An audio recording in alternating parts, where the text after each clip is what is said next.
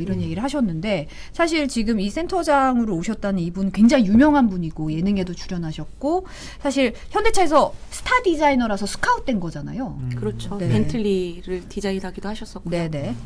네, 이 센터장 이분은 이제 벤틀리 같은 해외 유명 디자인들을 전담을 하셨던 분이고 그런데 이제 2016년에 현대자동차로 스카웃이 되어 오세요.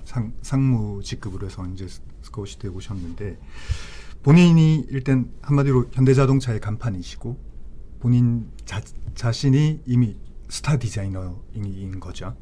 그래서 이제 이분이 직원들에게도 평소에 이제 스타 디자이너를 엄청 강조를 많이 했다고 하세요. 그러니까 나처럼 스타 디자이너가 되기 위해서는 밤도 새서 열심히 해야 되고 그리고 리더십도 길러야 되고 뭐 이런 식으로 말씀을 많이 하셨는데 이런 부분들이 보면 이제 충분히 어느 조직에서나 상사가 이 직원들에게 할 수 있는 어떤 이 동력 이렇게 받아들일 수도 있죠.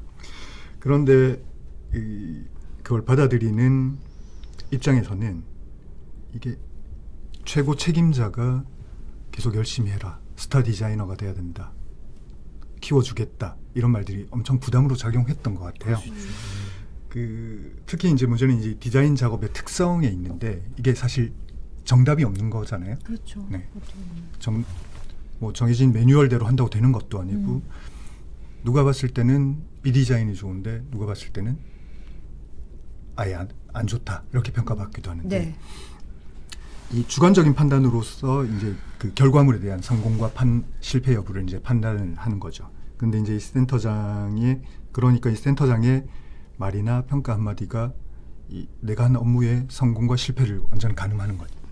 그렇게 된 거예요. 그러니까 이제 이 센터장이 농담처럼 이렇게 던지는 한마디에도 직원들은 위축될 수밖에 없고 그 말들을 엄청 계속 가슴에 상처로 가질 수밖에 없는 거죠. 네. 이 부분들에 대해서 이제 저희가 이제 이찬희님 동료분들 얘기를 많이 들었는데요. 네. 먼저 그 얘기 한번 들어보고 네. 진행하겠습니다. 가스라이팅이죠. 이런 천박한 스케치는 제 눈앞에 없었으면 좋겠어요라든지 리뷰하는 당사자 모두가 그렇게 당했다고 보시면 돼요. 일부에 잘 나가는 사람들을 이제 좀 더 밀어주는 그렇게 해서 사람들한테 동기부여를 많이 하려고 했는데 그게 양날의 검이 되는 거죠. 입냄새가 난다느니 좀 제대로 공부를 해라. 후임자 앞에 세워놓고 중간자 사람들을 모멸감을 줌으로 인해서 가스라이팅, 제가 그 당시에 찬이 듣고 나서 가스라이팅이라는 단어를 처음 알았거든요. 그런 식으로 이제 사람들을 대우를 한 거죠. 무슨 인간으로서 취급하는 게 아니라 뭔가 이거 나를 툴이 아닌 뭐라 해야 되지? 약간 자극적인 말을 통해서 뭔가 나의 인성을 박살내려고 하는 거 이런 생각이 들었어요. 그래서 오늘 누구한테는 너가 뭐 스타 디자이너다 막 이런 식으로 얘기해놓고선 내일 가면 인사도 안 받아주고 아마 그런 것들 많이 비리비리했을 거예요. 네, 직원들 얘기 들어보니까 뭐 일도 일이지만 인간적인 문제로 참 환경이 좋지 않다 이렇게 생각이 드는데요. 이찬희 연구원도 비슷한 경험을 겪은 건가요? 네. 이찬희 연구원이 평소 쓰던 이제 노트를 보면 여러 가지 메모가 있는데 거기 이 센터장과 관련돼서는 막 이런 얘기가 있어요. 뭐 센터장에게 보이는 디자이너는 세계의 위대한 디자이너, 뭐 그리고 상처 주는 말들을 조심하자, 뭐 이런 얘기들이 막 있고 이찬희 연구원이 어떤 정신적인 스트레스나 과로를 가족들한테도 계속 호소를 하다가 하루는 아내한테 전화를 해서 내가 센터장님한테 직접 물어봐야겠어. 이렇게 얘기를 하면서 그렇게 이찬희 책임 연구원 같은 경우는 굉장히 묵묵히 일하는 스타일이고 말도 없고 차분한 스타일이었는데 아내가 듣기에는 그것부터가 좀 당황스러웠대요. 센터장한테 직접 가서 내 문제가 뭔지 물어봐야겠어.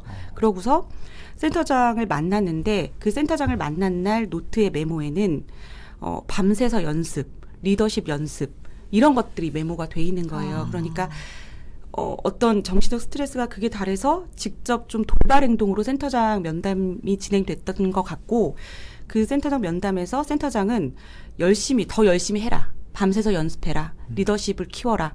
이런 얘기를 한 거죠. 그리고 그날도 실제 밤을 새고 새벽에 그 이상 행동을 회사에서 소리를 지르는 행동을 하게 됐고 다음날 정신과 질환 치료를 받으러 갔고 그로부터 8개월 있다가 극단적인 선택을 하게 된 거예요. 네.